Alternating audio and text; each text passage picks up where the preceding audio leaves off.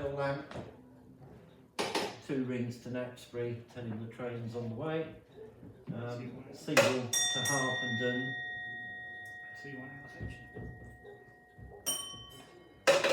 Two pause 1, train out of section. Stress that we don't switch back at all until it's been correctly acknowledged by the other signalman, or we've acknowledged the other signalman. And how that adds up to 6 bell codes for 1 train on 1 line, and that's why there's a large clock above the desk. Yes. Pete Robinson.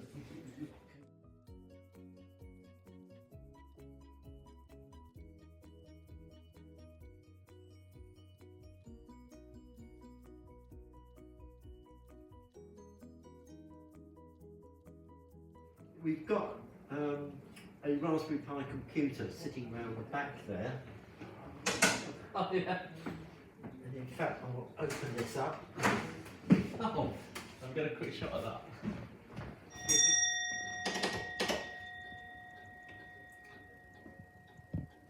That is lots of Chrome blocks. Yes.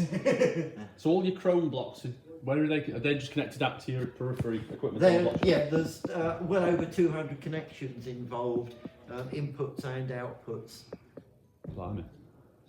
Yes. All done in your house by yourselves? All done in house by ourselves. Some knowledge. This is our 3rd interface and simulator board. The original was just a simple PIC which ran our upslow demonstration only. Yeah. We then moved over to a large interface board 3, which in fact was 3 big variables which I designed and built. A colleague of mine did the programming on not a laptop, but on Or an emulator. a desktop. Yeah. Which interfaced with that. This one he also did all the software for, including programming the thing. And at the a couple of weeks ago we were trying to get things running, and our little tablet we converted to from the desktop computer failed on us. It was at second hand and the battery basically just wouldn't take a charge. So we went and put, he's just come back from the States, and it's Rob Little if you look at the pages, and we're getting a new, he's going to order up a new tablet for us, so we can eventually get rid of our extremely elderly desktop. Yes.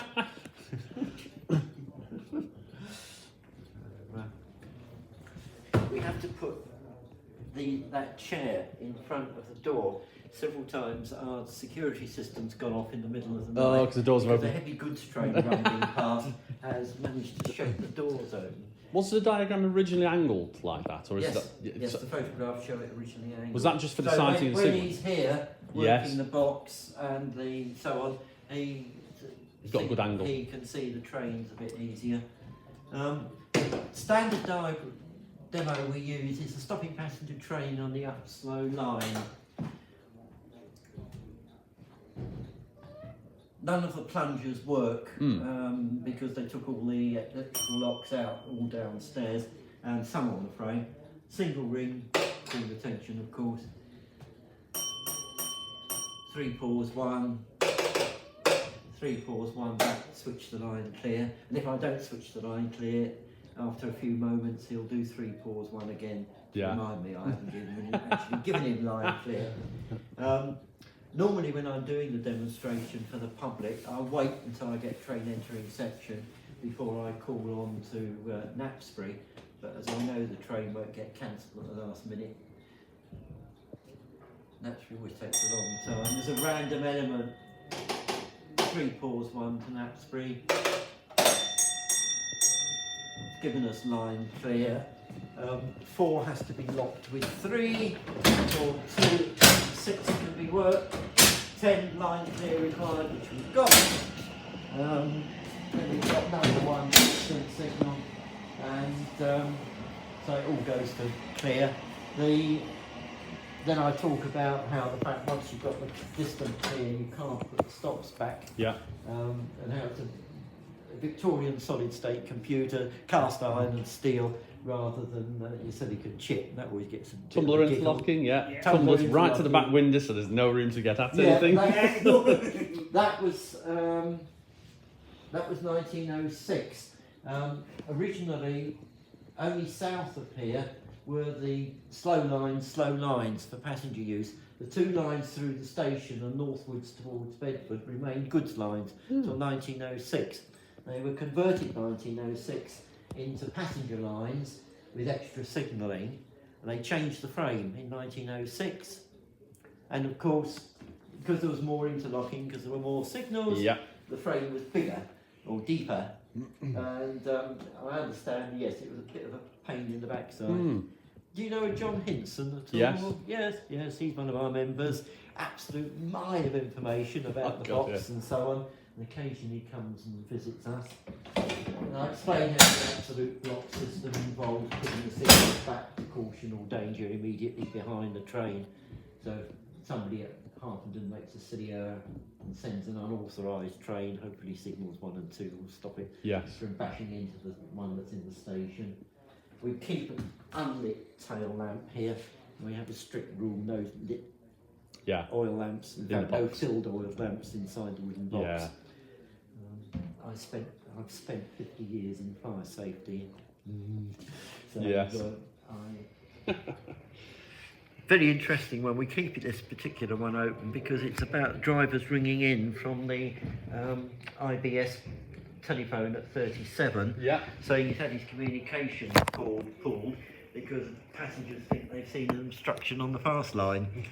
And it goes through all the 6 bells and obstruction removed and so on. Message, so forth. The other interesting thing that might interest you, pick this up for 50p from a bookstall at a local model railway show.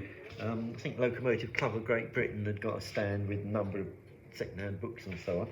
This, we don't know the exact date, we think early 70s, Signalman's training notes. Duplicated, not photocopied, official notes.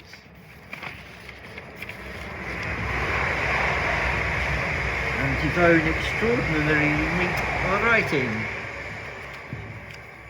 And diagrams. So when people, as they often do, how many people worked up here? Oh, this was one signalman, about the maximum one could do. Oh, how on earth did he learn to read? And a blade, full blade as well. Yeah. So, this was it's beautiful. If we get people saying, well, how did they learn about it? I just pull this out. Or I say, because I'm not the only one who does the demos. We just pull this out and away we go.